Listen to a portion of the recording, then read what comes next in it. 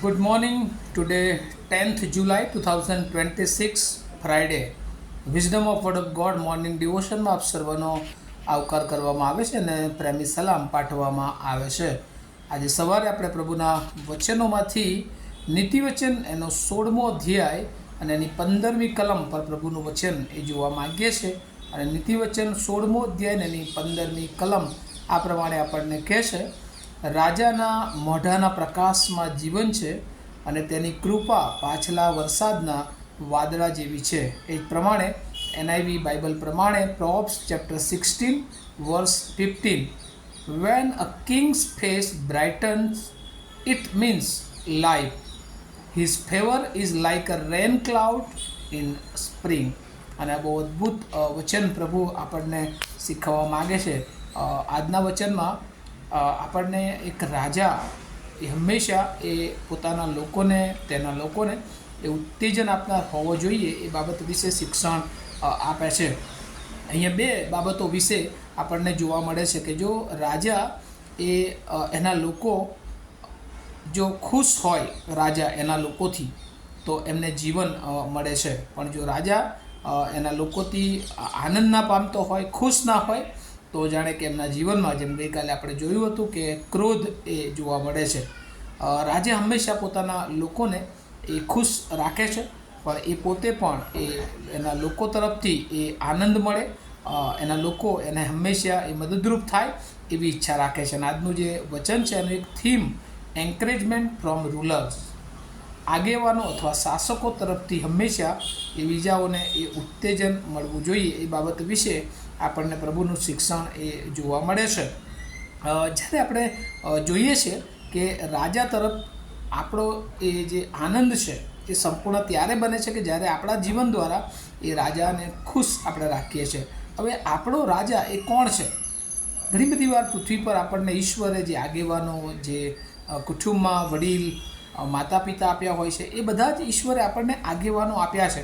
અને એ દુનિયાવી, એ ભૌતિક વાનામાં જ્યારે આપણા જીવનો દ્વારા એમને આનંદ થાય છે, એમને ખુશ રાખીએ છીએ, ત્યારે એમના જીવનો દ્વારા હંમેશા એ આપણને એ આશીર્વાદો જ મળે છે.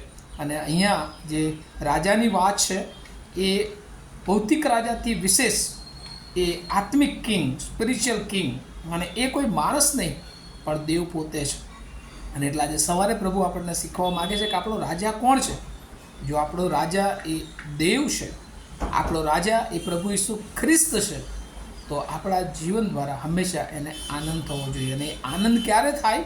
કે જ્યારે આપણે ન્યાયી જીવન જીવીએ, જ્યારે આપણે પ્રભુને ગમતું જીવન જીવીએ, આપણે પવિત્ર જીવન જીવીએ, આપણે પ્રમાણિક જીવન જીવીએ, આપણું જીવન એ હંમેશા એ પારદર્શક હોય, ત્યારે એ આપણા જીવન દ્વારા એ ઈશ્વરને એ આનંદ થાય છે, એ આપણા રાજાને આનંદ થાય છે. પણ એ રાજા સાથેનો સંબંધ એ બહુ અગત્યની બાબત જોવા આપણને મળે છે કે આપણો કેટલો મજબૂત સંબંધ છે.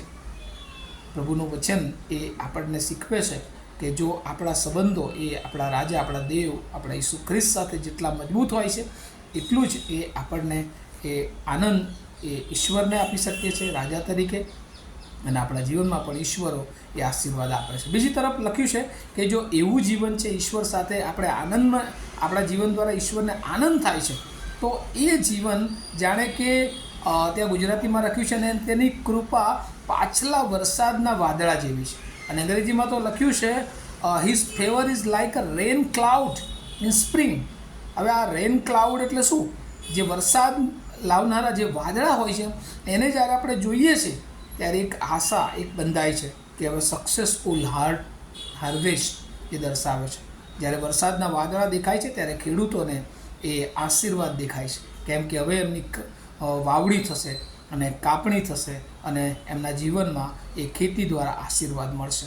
અને એ જ રીતે આપણા જીવનમાં રાજાને જો આપણે આનંદ આપીએ છીએ આપણા જીવન દ્વારા, આપણા જીવનના કાર્યો દ્વારા, એટલે બીજા અર્થમાં આપણા વિચારો દ્વારા, આપણા વર્તન દ્વારા, અને આપણા વિચારો, વર્તન અને ખાસ કરીને કૃત્ય દ્વારા. કારણ કે ઘણી બધી વાર આપણો વિશ્વાસ એ પ્રભુમાં મજબૂત હોય, પણ જો વિશ્વાસની સાથે યાકૂબ જેમ કહે છે એમ કરણી ના હોય, તો કરણી વગરનો વિશ્વાસ એ પણ નિરર્થક છે. અને આજે સવારે પ્રભુ આપણને શીખવે છે આપણે ઘણા બધા લોકોને માટે એ પ્રાર્થનાના યોદ્ધા બનીએ, પ્રાર્થનાના મધ્યસ્થ બનીએ. ઈશ્વરને આપણને આગેવાની સોંપી છે. હવે બીજી તરફ જે જોવા માગીએ છીએ કે ઈશ્વર એ આપણો રાજા છે, આપણે એને આપણા અધિપતિ તરીકે, આપણા દેવ તરીકે એને ફોલો કરીએ, પણ સાથે સાથે ઈશ્વરે આ પૃથ્વી તરીકે તમને અને મને પણ જુદી જુદી આગેવાની આપી છે. હવે એ આગેવાનીમાં આપણા જીવન દ્વારા શું આપણે બીજાઓને એ આનંદ આપીએ છીએ, બીજાઓને હંમેશા આપણે ઉત્તેજન આપીએ છીએ, કે પછી આપણા જીવનો દ્વારા એ હંમેશા બીજા ઠેસ પહોંચે છે બીજાને? જો એવું છે તો આપણે આપણી જાતને પણ એ બાબતમાં પણ વિચાર કરવાની એ જરૂર છે. કારણ કે જ્યારે ઈશ્વર સાથેનો સંબંધ એ મજબૂત હોય છે ત્યારે ઈશ્વરના લોકો એ આશીર્વાદિત થાય છે, અને જ્યારે ઈશ્વર સાથેના સંબંધો એ વિકટ બને છે ત્યારે ઈશ્વરનો ક્રોધ એ આપણા ઉપર આવે છે. એક શાસ્ત્ર ભાગ જો આપણે જોઈએ તો ગીતશાસ્ત્ર એનો 72મો અધ્યાય સામ 72 અને 15 થી 17 કલમ 15 to 17 વર્સિસ, અને ત્યાં પ્રમાણે લખ્યું છે જે લોકો રાજાની આધીનતામાં છે, રાજાને આનંદ આપે છે, રાજાને ગમે એવા જીવનો જીવે છે, દેવને અગ્રતા પોતાના સ્થાનમાં આપે છે, તેઓનું જીવન કેવું હોય છે? તેઓ જીવશે, ત્યાં લખ્યું છે 15મી કલમમાં, તેઓ જીવશે અને તેને સેવાનું સોનું આપવામાં આવશે, તેના હકમાં નિત્ય પ્રાર્થનાઓ કરવામાં આવશે, આખો દિવસ તેને ધન્યવાદ આપવામાં આવશે. દેશમાં પર્વતોના શિખરો પણ પુષ્કળ ધાન્ય પાકશે, તેના ફળ લબોનનની પેઠે ઝૂલશે અને નગરના રહેવાસીઓ ઘાસની પેઠે વધશે. તેનું નામ સર્વદા રહેશે, સૂર્ય તપે ત્યાં સુધી તેનું નામ ટકશે, અને તેનાથી લોકો આશીર્વાદ પામશે અને સર્વ દેશ જાતિઓ તેને ધન્યવાદ આપશે. અને આ દેવની વાત છે, અને દેવથી લોકો આશીર્વાદ પામશે. પણ એ દેવે તમને ને મને એના બાળકો તરીકે, એના સેવકો તરીકે, એના લોકો તરીકે પસંદ કર્યા છે આગેવાની આપવા માટે, આત્મિક આગેવાની આપવા માટે. ત્યારે શું આપણા જીવનો દ્વારા એ બીજાઓને ઉત્તેજન મળે છે? આપણા જીવનો દ્વારા લોકોને માટે હંમેશા આપણે પ્રાર્થનામાં લોકોને ધરી રાખીએ છીએ? જો આપણે ચૂકી ગયા છે તો આજે સવારે પ્રભુ આપણને કહે છે, અસંખ્ય લોકો એવા છે કે જેમને પ્રાર્થનાની જરૂર છે, અને પ્રભુ આપણા જીવનોનો ઉપયોગ કરે. આવો આપણે પ્રાર્થના કરીએ.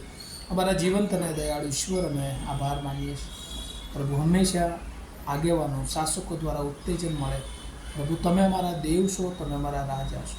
આજે સવારે પ્રભુ અમે માણસો પર આધારિત ન બનતા તમારા પર આધારિત બનીએ, તમને આનંદ આપીએ, તમે ઈચ્છો છો એવું જીવન જીવીએ, જેથી અમે આશીર્વાદિત થઈએ અને અમારા જીવનો દ્વારા ઘણા બધા આશીર્વાદિત થાય. આ વચનો સમજવા માટે પ્રભુ એની બહુ જ કૃપા આપણે સર્વને આપે એવી પ્રાર્થના ધન્યતાના પ્રભુ ઈસુના નામમાં માંગીએ છીએ. માટે સાંભળો અને તેનો સ્વીકાર કરો.